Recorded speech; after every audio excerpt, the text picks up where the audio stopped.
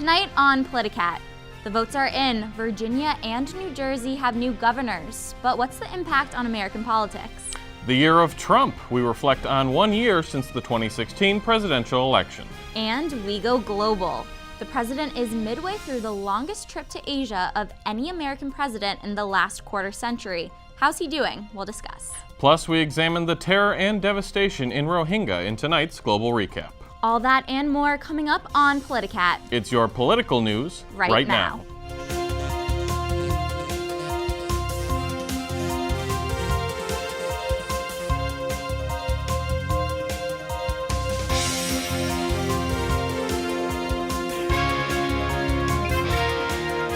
Good evening and welcome to Politicat. I'm Andrew Merica. And I'm Tyler Kendall. Thank you for joining us. We'll get to those stories and our panel in a moment, but first, this week's headlines.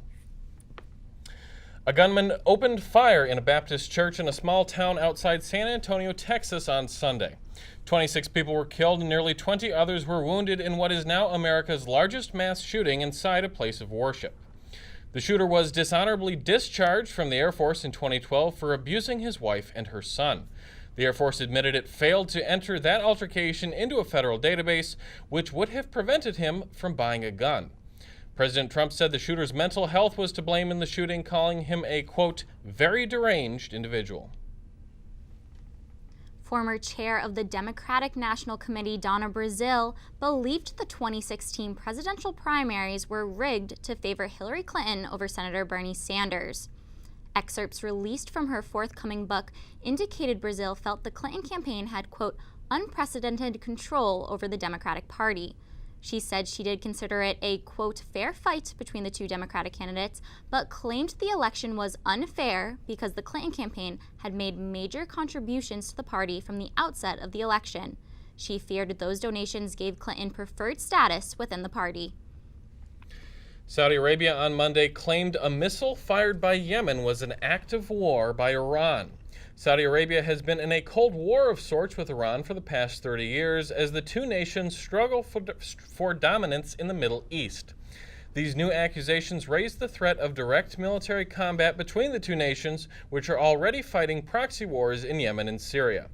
The threats signal a new aggressive stance for the Crown Prince of Saudi Arabia, which has appeared to gain the respect of President Trump. He tweeted Tuesday, quote, I have great confidence in the Crown Prince of Saudi Arabia. They know exactly what they are doing. Some of those they are harshly treating have been milking their country for years. Voters in Virginia and New Jersey went to the polls today to elect a number of state officers, including the governors of both states. New Jerseyans are replacing Republican Governor Chris Christie, who is currently one of the least popular governors in the country, with an approval rating hovering around 15% after the so-called Bridgegate scandal, which broke last year. Democrats attempted to seize this opportunity to get their candidate, Phil Murphy, elected, and he has led in the polls consistently.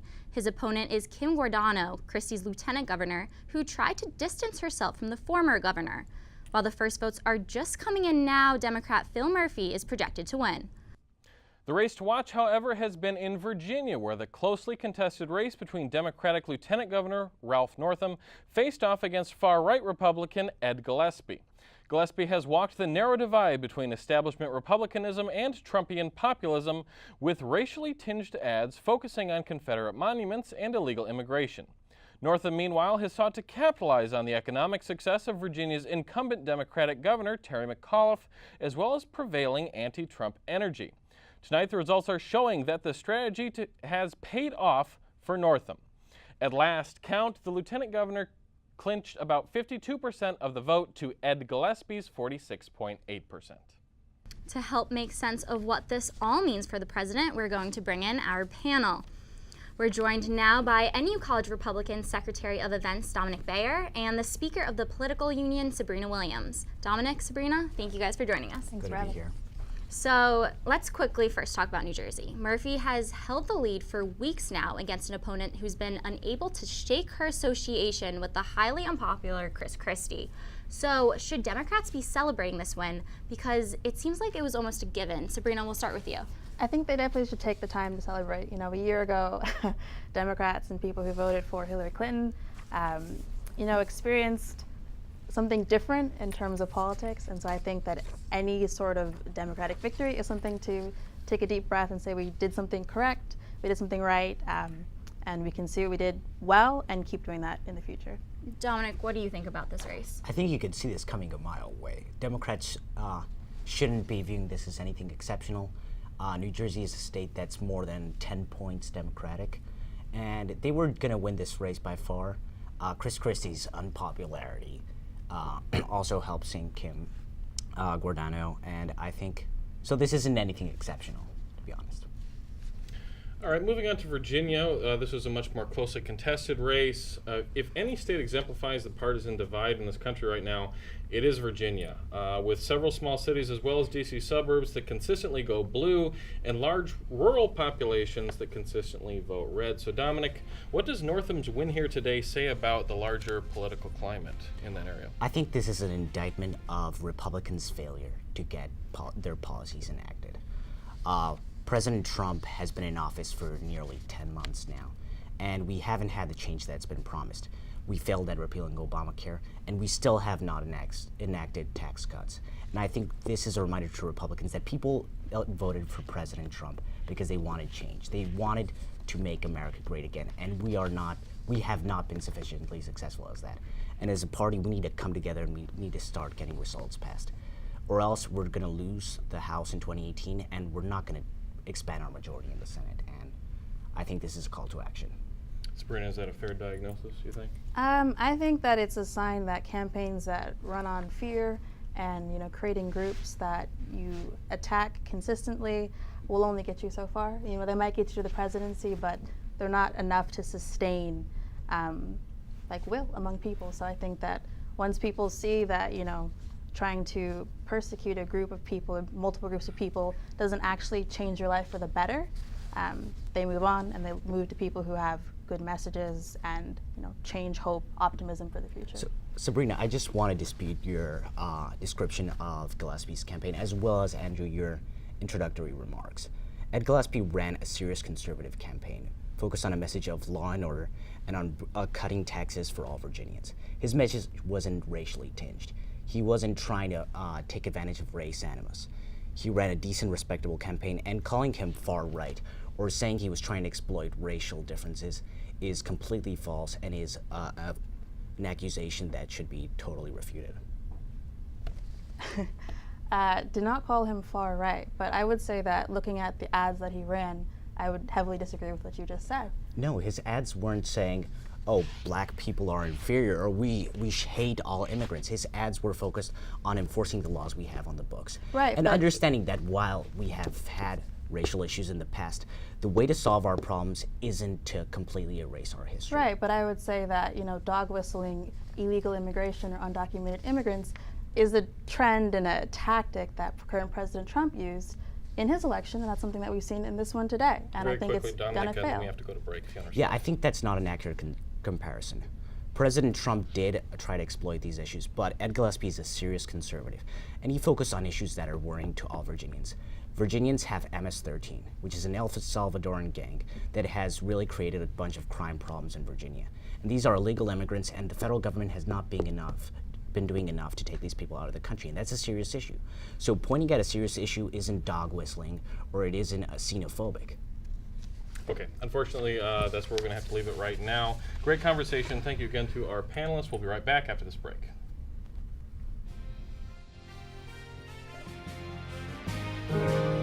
At Northwestern, we're Wildcats in every way.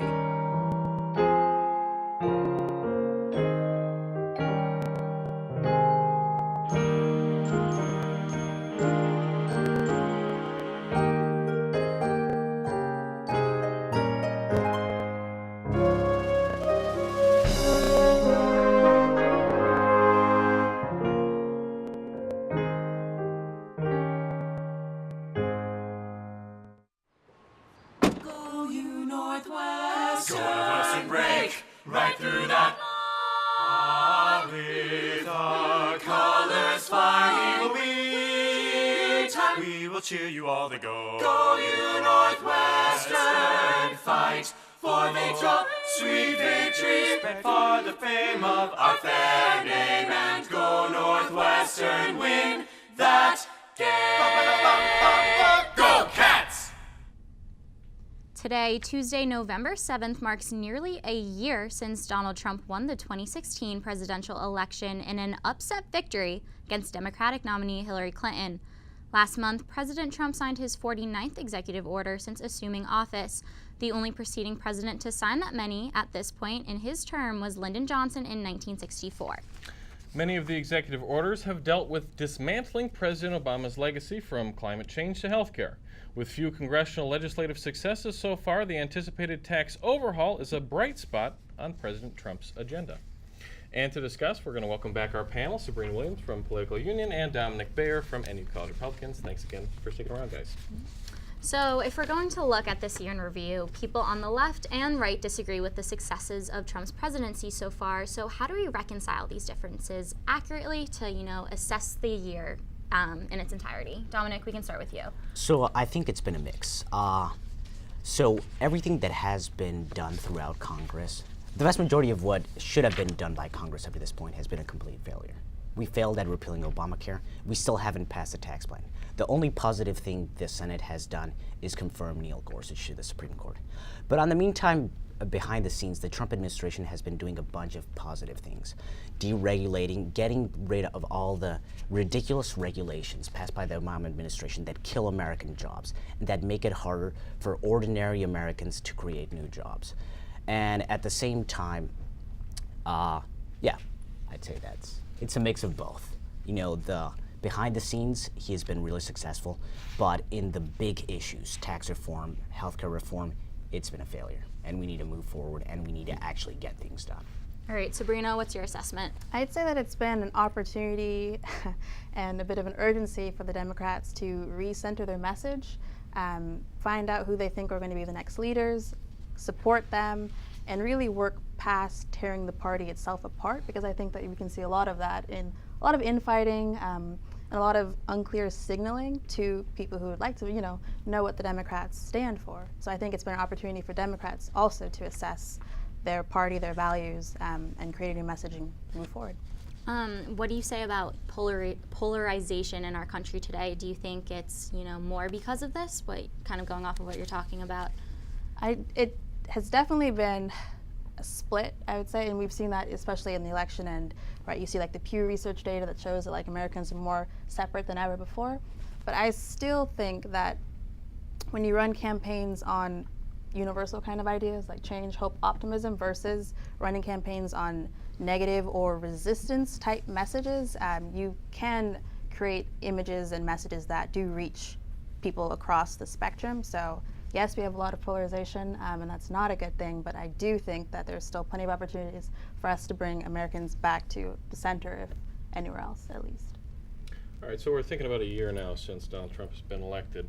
Let's think very broadly for a moment. What has changed in this country broadly since Donald Trump has assumed office? And then the other part of that is, how has Trump changed the office? And I'll start with you, Dominic. Well, to be honest, there have been both positive and negative changes. On the negative side, we've seen a much more confrontational president, especially in his relationship with the press. I think probably his Twitter account is a pretty good summary of that.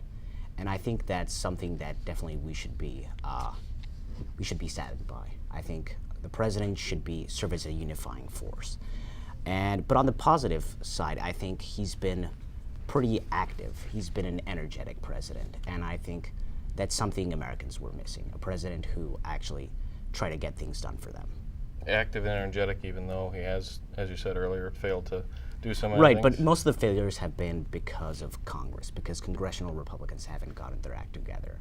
They haven't been the president himself. Okay, so despite Congress, then you think that the American people still appreciate the fact that he's trying? I think they do. I think they realize that. Okay.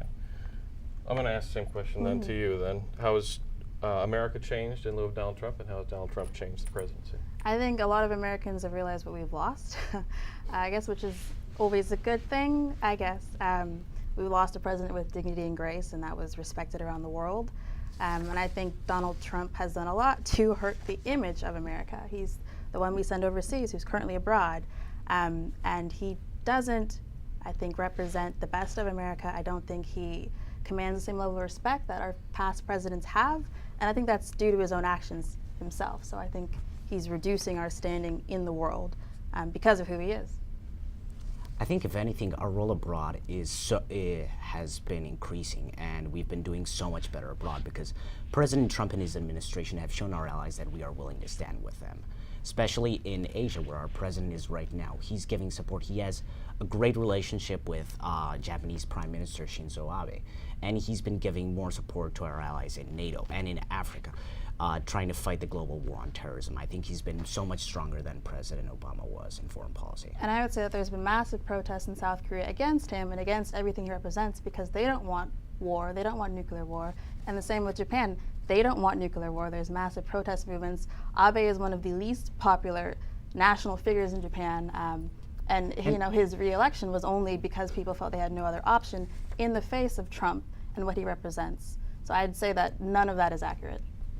I don't think President Trump is trying to start a war in North Korea, and what he's trying to do is he's trying to prevent North Korea from developing these nuclear weapons. Because if they do have nuclear weapons, then the risk is multiplied exponentially in Asia. The risk of a nuclear war, which would cause millions of casualties. And I think common citizens don't like brinkmanship as a political tactic. I think it disrupts life, it makes people feel insecure, and is not the way to talk to a country that we don't know their full intentions.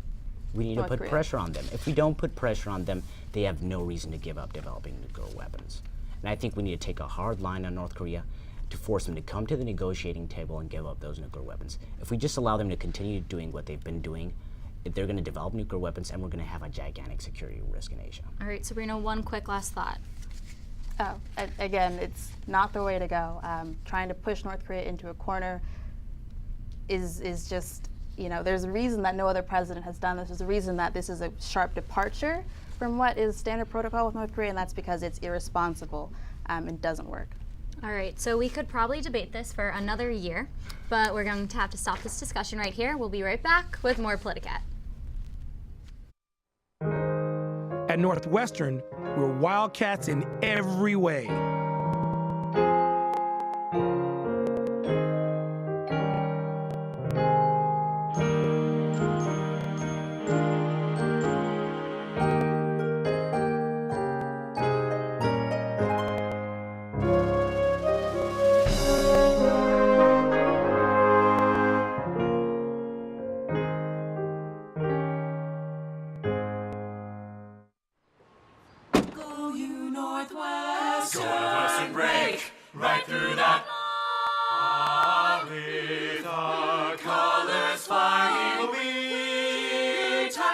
Cheer you all to go. Go you Northwestern, fight for victory, sweet victory, spread for the fame of our fair name, and go Northwestern, win that game. Go Cats! Welcome back. This week, President Trump is traveling around Asia on a 5-country tour. The president will be looking to shore up alliances in the face of a nuclear North Korea, as well as address one of his signature campaign issues, foreign trade. On Sunday, President Trump kicked off the tour with a campaign-style rally amid U.S. troops in Japan. In a speech that was widely seen as a swipe at North Korea and Kim Jong-un, the president warned that U.S. troops will always overcome dictators wherever they may be. That rhetoric continued on Monday as President Trump met with Japanese President Shinzo Abe. And for more on President Trump's trip to Asia, we turn once again to our panel. Dominic of College Republicans and Sabrina Williams of Political Union. Thank you guys for coming back. We did start to touch on this right before we had to go to break, so let's get into it a little bit more. So one of the things that was most notable, even before President Trump arrived in Japan, was his insistence at a CNN town hall event that nuclear proliferation was inevitable and in the interest of the U.S. The president went on to say that a nuclear-armed Japan might even be a better way for the island nation to defend itself from North Korean aggression. So Dominic, do you agree with the president here? Should we be encouraging our allies, particularly in Asia, to go nuclear? I think we need to encourage our allies, especially stable democracies such as Japan, to start taking up the burden of their own defense. And I think President Trump has, for a while back, he's touched a lot on this issue, especially during his campaign, the whole focus on getting the NATO nations to actually start fulfilling their pledge to spend 2% of GDP on defense. And I think it's important, the US has an important role to play in global affairs and to kind of deal with dictators around the world. But at the same time, we need our allies to help us out. We can't be the world's policeman, and I think this is a really important point. Ray? I mean, Japan already funds most of the American troops and American military infrastructure within Japan, so I think it's unfair to say that they need to pull their weight more as they already do. Yes. All right, so today President Trump stopped off in South Korea where he sought to reassure a jittery ally that the U.S. is capable of asserting a reasonable policy towards North Korea. So just 30 miles from the DMZ, one of the world's most dangerous borders, Trump took an uncharacteristically soft tone and said that the U.S. is making a lot of progress with the regime. So Dominic, what do you think? Are we seeing the birth of a more diplomatic Trump? I think it's a mix of both.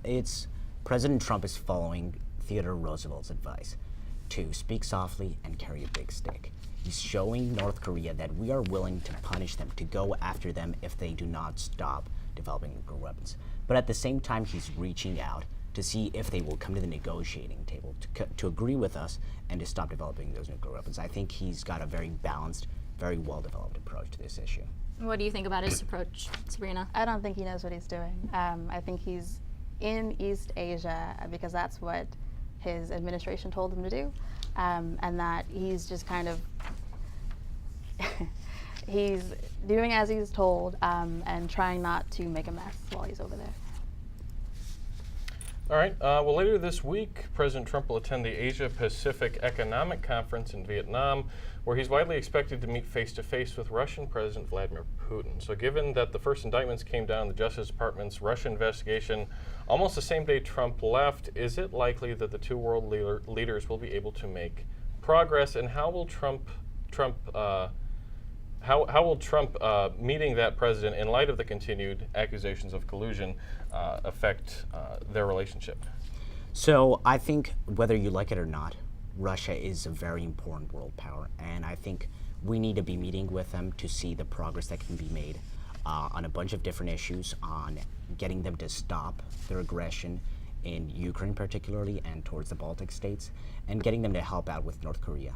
But at the same time, I think in regards to your talk about collusion, the indictments, the Manafort and Gates indictments, weren't related to any sort of collusion. There's been no proof of collusion between the Trump campaign and the Russians. What happened is these allegations are about activity that happened way before the campaign.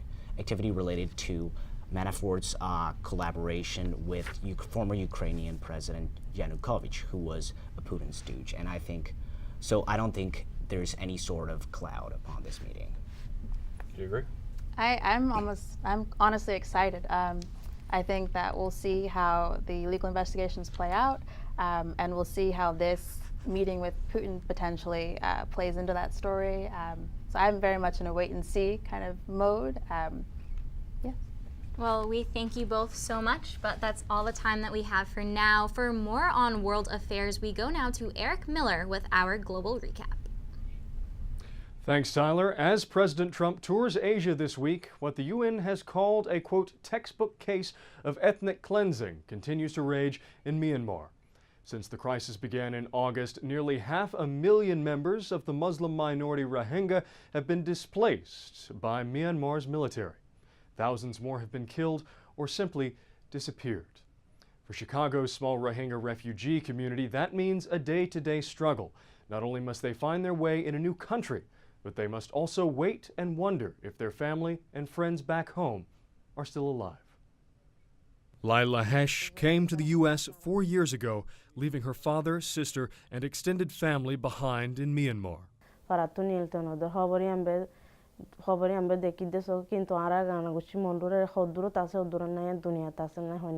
She's not alone. People call me, cry always. They say, in jungle, many people they're killing. Nasir Zakaria is the director of the Rohingya Cultural Center, a nonprofit dedicated to improving the lives of Chicago's Rohingya refugees. This center is like our village here, it's our home here. The RCC opened last year to provide both a gathering space and a legal and logistical lifeline for community members. Members like Babu bin Abdul Hamid.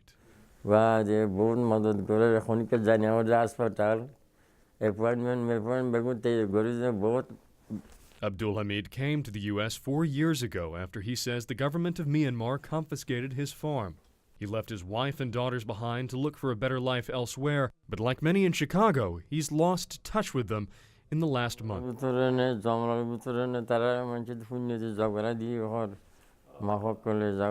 Talk like that has many asking the question of what must be done to stop the killing back home, even as they work to build new lives here in Chicago. Eric Miller, Politicat. Thank you, Eric, for that report. And I'll have the final word after this.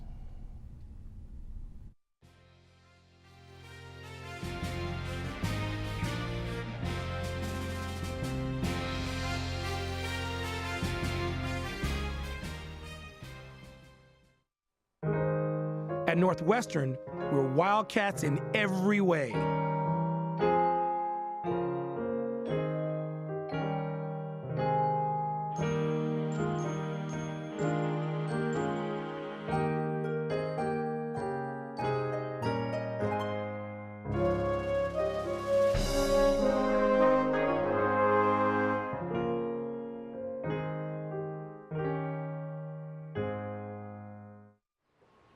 Go Northwestern, break right through that.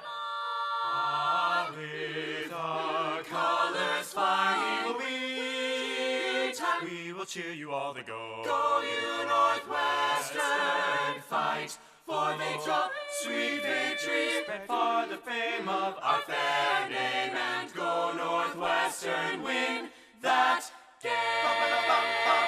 Go Cats! Welcome back to Politicat, and now here's Andrew with tonight's final word.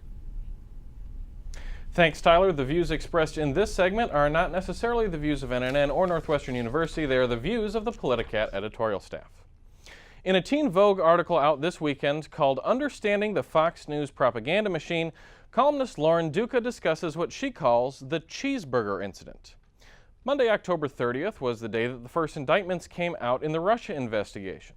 Most major news outlets scrapped their planned segments to cover that, but on Fox News, on the other hand, they mentioned the indictments briefly and continued on with their regular programming, including a conversation about the difference of cheeseburger emojis on Android and iPhone devices. So in her column, Duca cites the Cheeseburger Incident as the latest example of Fox News brainwashing its viewers into believing a false conservative political narrative. There is nothing wrong with Fox News reporting the news and then providing conservative commentary. They've been incredibly successful at that for years. But there is a conversation to be had about what's called agenda setting. That's the responsibility given to media to determine what is the news. Unequivocally, the indictments were the news of last Monday morning. It was the editorial responsibility of the Fox and Friends producers to disseminate that news to their viewership, and unfortunately, they failed to do that. Had they reported the indictments like everyone else, then had a conversation about why the indictments weren't a big deal, weren't threatening to President Trump, we wouldn't be having this conversation today. So Fox News is not the end of democracy. While this isn't the first time a show on the network has come under fire for agenda setting, it's still irresponsible to pin the entirety of America's problems on one news outlet. Fox has had enormous success in reporting the news with conservative commentary, and that's what they should stick to. But Fox News can't change the news, because if they do, then they're no longer news. And that's the final word. Tyler? Thanks, Andrew, and that's all we have for tonight. Thank you for watching.